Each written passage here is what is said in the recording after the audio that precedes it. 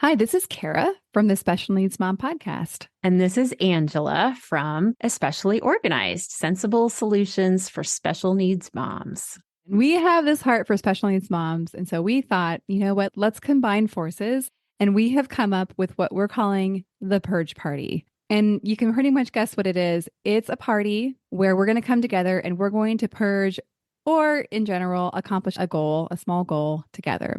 So we have set this for January 27th, starting at 8 o'clock for my Pacific Coast people, which means 11 o'clock for all of you on the East Coast. So this is an opportunity. If you have something on your to-do list that has just been stuck there and you are wanting to move it up on the list, you're wanting to tackle, maybe it's a space or an area of your home or a category in your home that has just needed a little time and attention. This is your opportunity for you to be online with us while you work and have access for us to help you answer your questions, help guide you, and just serve you for those 2 hours. Yeah, exactly. And I think you can tell like what we've designed is just this very high level of support for that project that you just haven't been able to tackle on your own. The thing that we are envisioning is that you get to leave this purge party feeling so accomplished because you did the thing. You started the year off getting that thing done that you were stuck on last year. And so it's a momentum builder, if you will. You can go ahead and sign up. We have a link ready for you, and we are offering this for $40 for the whole experience. Absolutely. And we hope you'll join us. I think it's going to be really fun. It's going to be a great group of moms of special needs kids. So we all get each other. We all have an understanding of what it's like to have something on our to-do list, but just we haven't been able to tackle it yet. So I hope that you will join us. We're super excited to bring this to you, and we are thrilled to work with you. All right. We'll see you all there. Hello and welcome to the Special Needs Mom podcast. I come to you today relatively fresh, back from vacation. Last week, I shared a little bit about that. We were going to Maui, and I thought I'd give a little update on how it all went. So overall, it was a really good trip. And one of the things I'm most thankful for, which is probably not on some people's high list, but for me, I was like, nobody got sick or hurt. And I think when I think about traveling, for me, leaving our known health facilities, hospitals, all the things behind, it's a little tricky. So when I say nobody got sick, I mean Levi stayed well, and that means a lot. I know a lot of you really understand that. We had done a lot of work to premeditate and to try to anticipate some of the challenging aspects of traveling with a family like ours. And I'd say we did a decent job of implementing what we had planned. And specifically where we come up against the most challenge is when there's a physical accessibility aspect of something. So for instance, there's this really cool thing out there, but you just have to walk like half a mile. For most people, it's like, oh, no big deal. I just, put on my flow hose or my flip-flops. Flow hose, where'd that come from? It's like a super old San Diego term.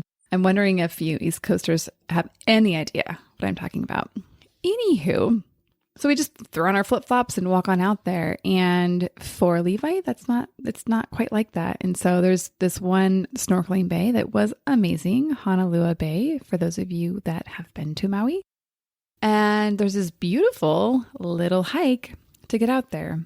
And so we didn't know exactly how long it was, but we thought it was reasonable for Levi to do.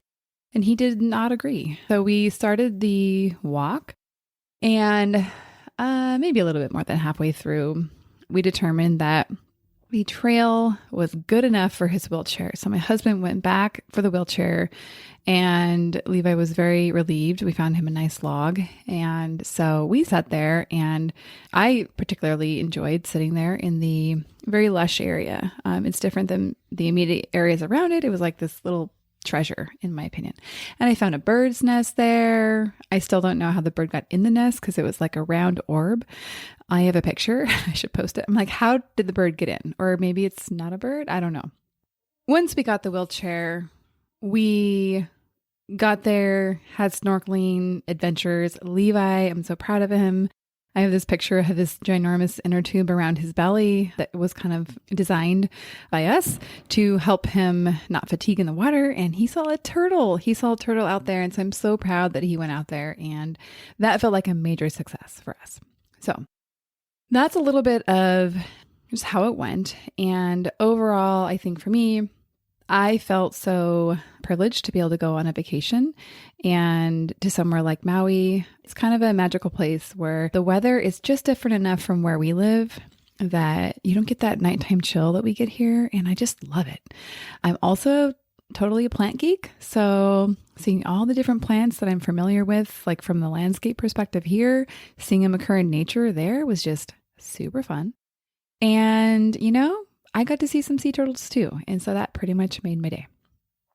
Then we come to the end of vacation where we had to come home. And I have a husband who is a school administrator. So he has a little bit longer break than a lot of people do during summer in terms of like normal people with normal jobs, but it's not that long. So he, when we got back from vacation, had 4 more days, like weekdays, that he was going to be off before he went back for the start of his school year. And so that leaves me and the kids for the rest of the summer. And as we get into the content of this episode, what I want to start with saying is I decided this week that I hate summer. I think saying it out loud for me is freeing me from this idea that I should like summer or that summer's a lovely time or a fun time. As I was preparing for this episode, I was really reflecting on the old narrative that I had. And I think even as if you listen to episodes like maybe even last summer, I was talking about summer recovery and like using summer for rest. And I think especially this year, I'm recognizing this is not rest. There's no rest happening here. I mean, yes, true story. We're not going to school, but it doesn't mean rest. And I know you all know what I mean by that. In this episode, we're going to talk about it and we're going to be honest about things.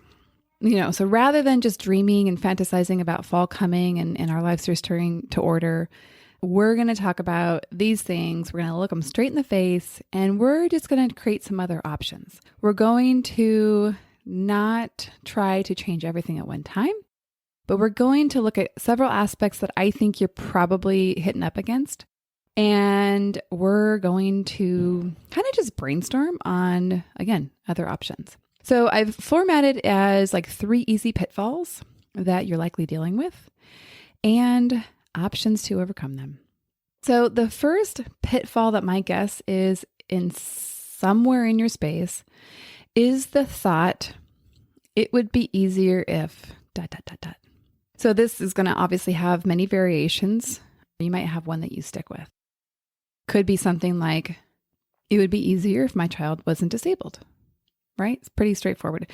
It could be something like, it would be easier if my child didn't have these disabilities, or it would be easier if we had more support, which I'm going to say it's probably true, but but we don't want to get stuck there. There's going to be a lot of different variations. And so I want you to kind of think, if this thought or a variation of this thought comes up for you, I want you to see if you can kind of identify it. So just give yourself a second. Like, how would you finish this sentence? It would be easier if. So what would you say there? So that's your narrative on this particular point. So the thing that I would offer you on this aspect is to stop. And I mean, I'm saying it very simply, but let's stop doing this, ladies, because it is not helpful. This is another variation of comparison, right? So it would be easier if, like, there always has to be something else that would be easier. Or you could also do this in reverse to try to make yourself feel better. And it would look like, at least I don't have blank, or I should be grateful since, and it would be in perspective of comparison to something else. So we know this doesn't work. It's not a good long-term strategy.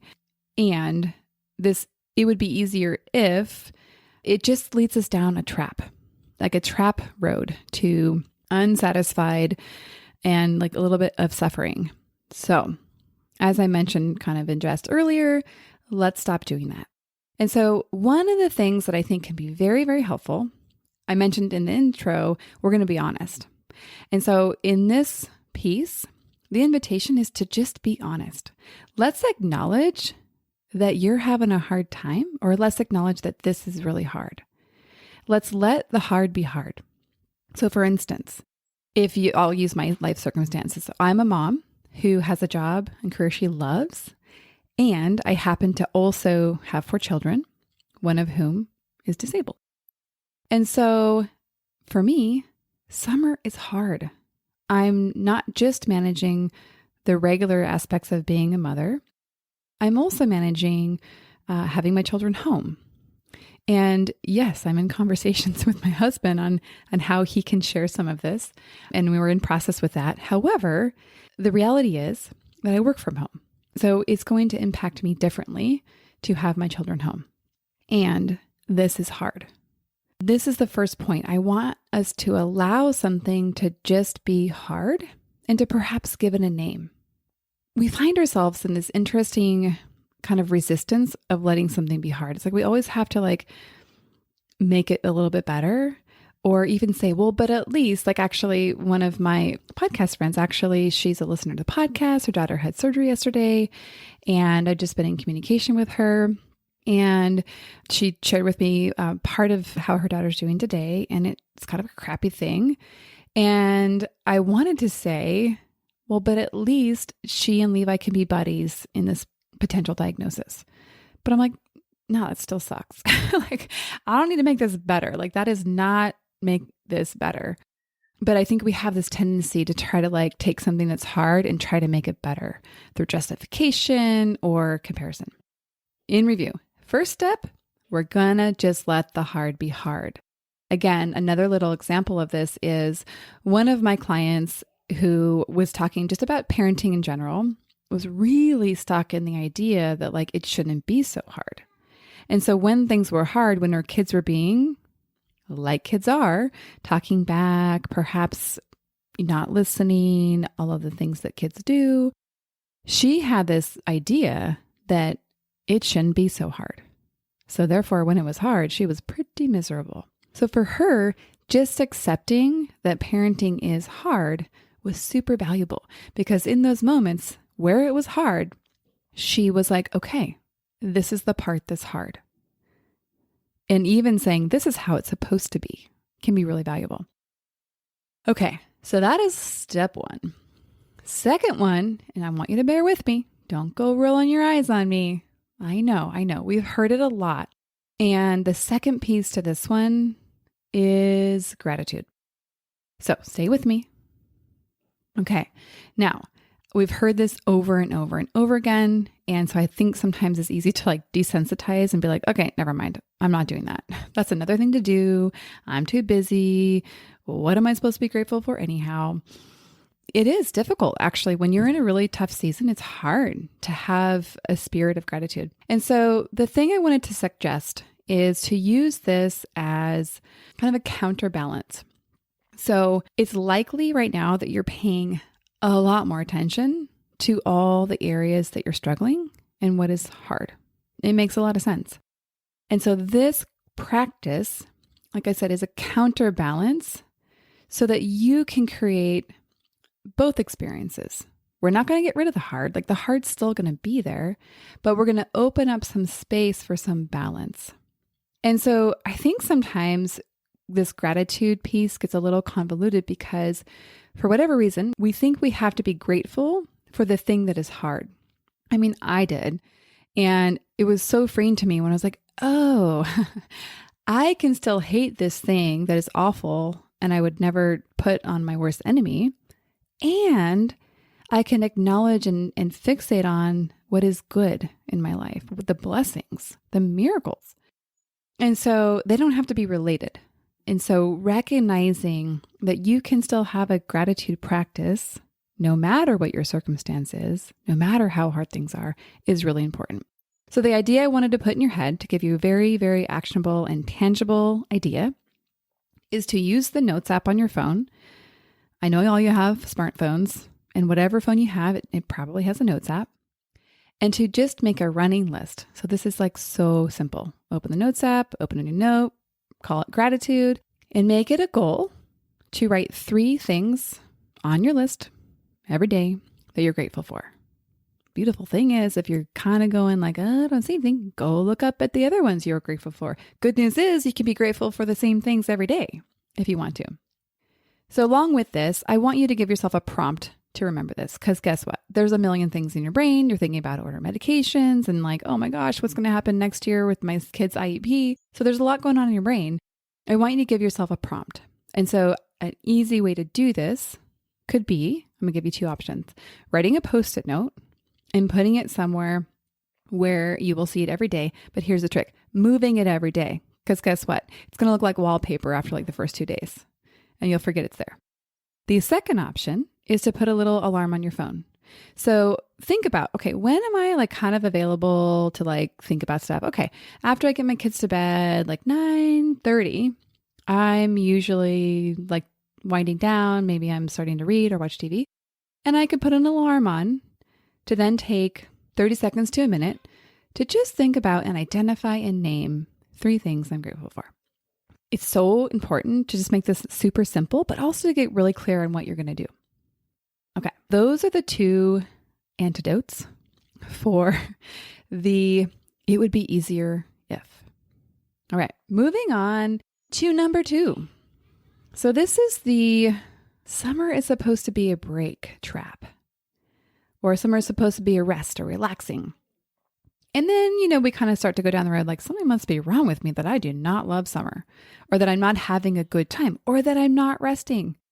So this is where it takes just a little pause and reflection to recognize, oh, okay, there's nostalgia about what summertime was for me or what I thought it was. Because guess what? I bet your mom or parents had a very different experience of your summer than you did.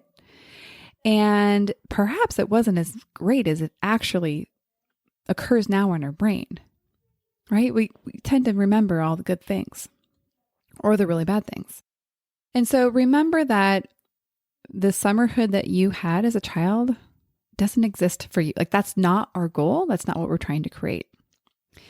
But my guess is that you're seeing things online. You're like, oh, I got to create this summertime for my kids and or child. And it's not happening that way. And so you're thinking, what is wrong with me?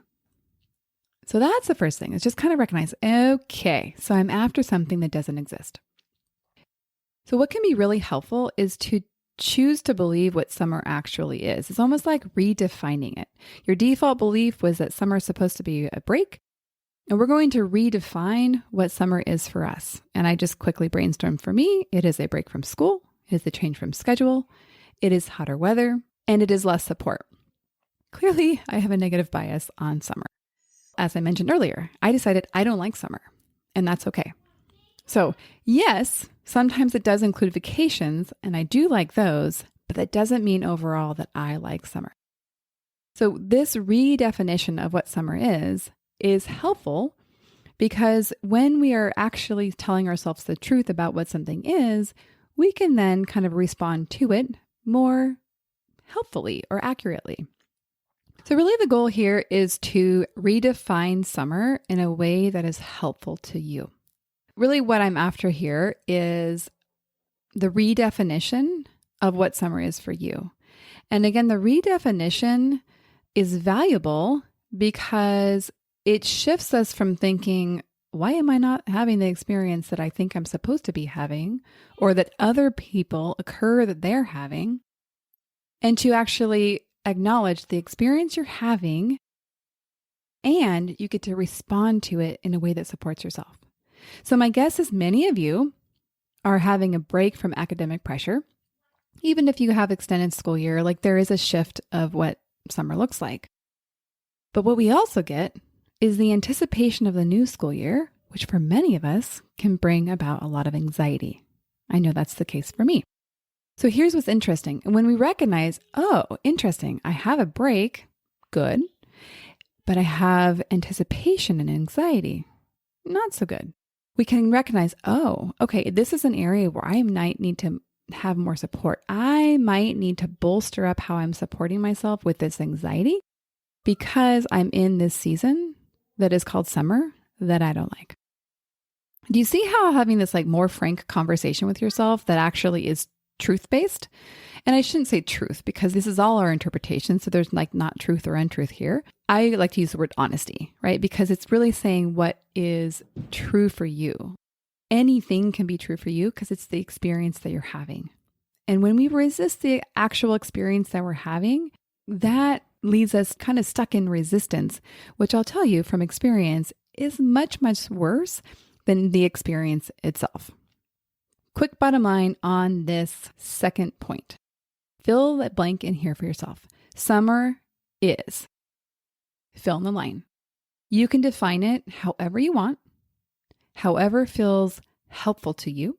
And given that new definition, then what? What's next? What do you need?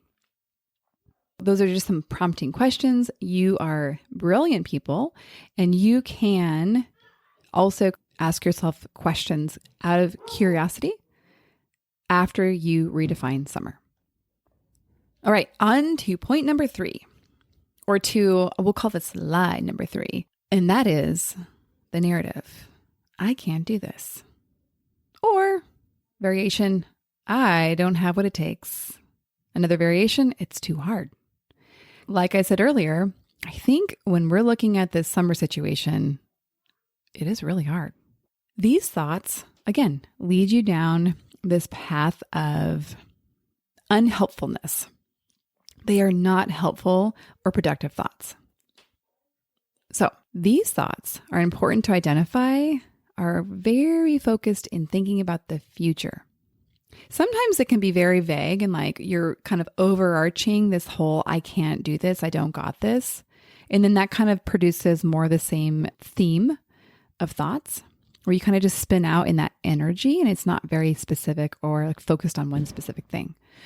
Or you might have a specific area of your child's struggle that therefore is an area that's a struggle for you. And you might be kind of looking at that piece. And that's what's prompting the I can't do this, or this is just too hard. And it's likely, if that's the case for you, that you're looking at this particular struggle in its entirety, the lifetime, the prediction, like the unknown of what it is. And therefore it feels really big and really heavy. And the only conclusion that you can come up with is that you won't make it because there is just too much uncertainty and your ability to predict accurately is not there. So it's easier to kind of land in the certainty of I won't make it than to like be in the land of I don't really know what's going to happen. So that's just kind of understanding a little bit about what's happening for you if you are finding yourself in this thought pattern. So the question I have for you is, how many times have you not made it? Even in the hardest season. And so my guess to this answer is never. You've never not made it. Even if you had a mental health crisis, you're still here. So you made it. And I know that it wasn't easy. And you likely had to learn, and it was perhaps very painful, but you made it. And I think it's important to acknowledge that because there's this lie, let's call it a lie, and there's a miscalculation that you can't do it when your brain's just kind of making a little mistake. It's fervently trying to keep you safe and protected. And as I mentioned a little bit before, there's this future that's so unpredictable. And because it's unpredictable, your brain concludes this is not okay. This is not safe. We got to keep you away.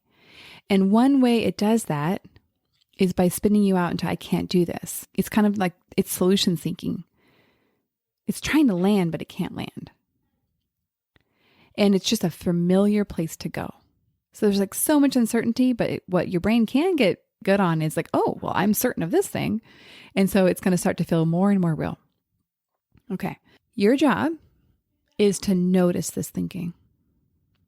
To notice when you have a variation of, I can't do this, it's too hard, or I don't have what it takes. It's different than I don't want to. I want you to be clear about that. And I want you to say it out loud. Whatever the thing is you're thinking, I just want you to say it out loud. And acknowledge that this is what you're thinking right now. There's nothing wrong with that. It doesn't mean it's true. It doesn't mean there's anything wrong with you. It just means that that is what your brain's serving up to you as the option of the day. There's a lot of power, again, in saying what is your experience. And then I want you to move yourself into an alternative. And this can be done by just starting to break up where your brain is stuck. So one way you can do this is ask yourself, what if I can do this? It's kind of breaking it up, right? Like it's just taking away a little bit of the power of the concreteness of the statement, I can't do this. Another option is to connect with your belief that you can do it. And so instead of thinking about the rest of your life or your child's life, which is pretty big, break it down to be smaller. And that looks like, I can do this today. If that still feels too far, make it smaller. I can do this next hour. If that feels too big, I can do this next minute, this next 60 seconds. And this is just giving your brain a little bit of rest. It's helping your brain make another groove. Consider that the pathway to this thought of I can't do this or it's too hard is very worn. Like picture, cute little wagon on a nice dusty trail and you got those ruts that happen. Why does it have to be a wagon? It could be a car. I don't know. So we have those ruts where it's very well worn. It's easy to have the wheels or the tires go along that path. So I want you to picture yourself, what you're doing as you're giving yourself alternatives is you're moving that wagon or that vehicle off the track. All right, so it's going to be a little bumpy and it's going to slip real easily back into those well-worn ruts. And so the work you're doing here, the work I'm inviting you to do here, is going to easily slip back into the old pattern. But the idea here is that you're going to be practicing something new. And just like anything we do at new, we're pretty bad at it at first, but we usually get a little bit better. And so I want you to also picture this wagon. I like the wagon. Picture this wagon. Once it starts going off the well-worn ruts, more and more, it's going to kind of create some new ruts. So you're moving yourself from this default, unhelpful, unkind, untrue rut, and you're moving yourself intentionally into a more helpful, more productive path. So I love mental pictures, and so I'm going to leave you with that mental picture. I'm calling out a lot of these things today, and my goal today is to get you thinking. It's to lead you into acceptance and out of resistance. My hope is that you start to question some of these default beliefs and that you're inspired to bring a little bit of intention to your way of thinking and being. And these are micro shifts.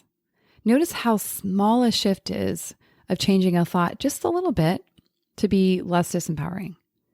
So I want you to think, this is not hard. It's simple. It takes practice, but it's simple. And the most beautiful thing is when your brain clicks on to a new, more empowering belief, instantly it feels easier, it feels lighter.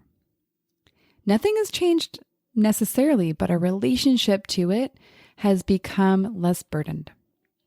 And it is powerful because we see things entirely different. And that feels really, really good. So I want to invite you to take just one thing from this episode. So maybe for you, it's the gratitude piece. Maybe for you, it's the accepting that it's hard. Maybe for you, it is practicing the recreation of the belief that you can do it. So decide what that is. Kind of give yourself a minute to think here. And then create a structure that has it predictable that you will be able to do that thing. So maybe you get a Post-it note and you write it down. And maybe you write it on your notes app. And then maybe you put that alarm on. Maybe you pull over your car, do it right now. Or maybe you stop doing the dishes or stop your walk, whatever you're doing, and just write it down. It'll just take a second. Okay. So I just want you to take that one little thing, the littler or smaller, I guess would be proper English, the better, and just practice that.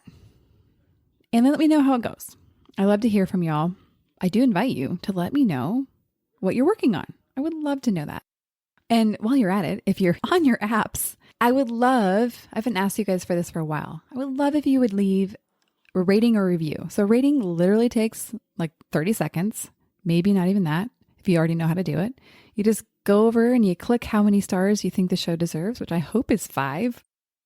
And let me know if you see opportunities to make it a 5. It would mean so much to me to get a rating or a review. The reviews are really, really helpful to be able to tell your apps that you like these episodes and podcasts so other people might too. So it shows other moms like you. All right, last thing. This is actually really exciting. I should have mentioned at the beginning of the episode. I'm going to say something at the end that you don't want to miss.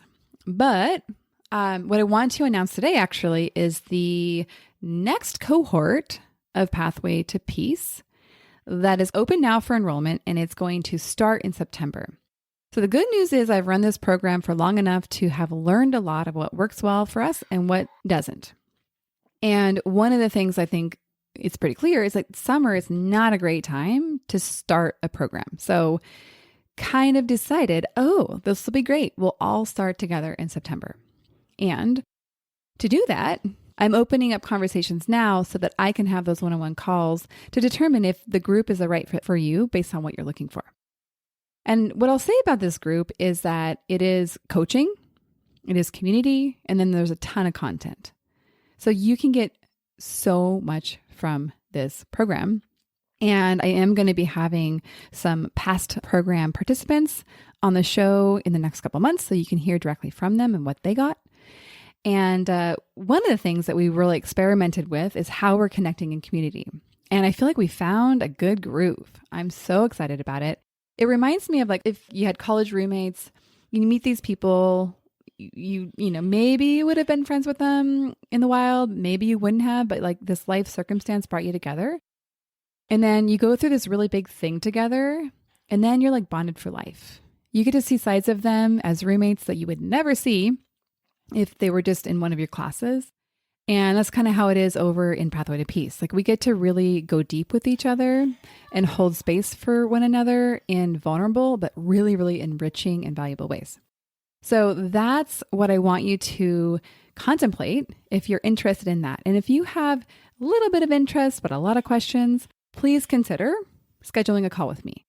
And I want you to know I love connecting with y'all in these calls. So it's never a waste of time. It's never a burden. It is something that I feel so privileged to do. And even people that decide not to move forward to do the program, they walk away saying, wow, that was a really valuable conversation. That makes me so happy. I hope you will consider scheduling a call. And to do that, I have a link set up on the show notes where you click through to a little scheduling tool. The idea is it's very easy. And then we have a phone conversation and get to know each other. It is so fun. So I hope to see you there. All right. That is a wrap. We will see you next week. One more thing before we officially wrap up this show. Sometimes when I'm listening to podcasts, I have the experience of wanting more. I'm listening at the very end thinking, I sure wish that episode didn't end. I invite you, if you feel in any way the same way, I invite you to the Special Needs Mom podcast community, which is a free group that I host on Facebook, where we as a community of fellow moms who listen to this podcast and are experiencing life in similar shoes, get to talk to one another, get to share stories, get to actually interact. I hope you'll consider joining. See you over there.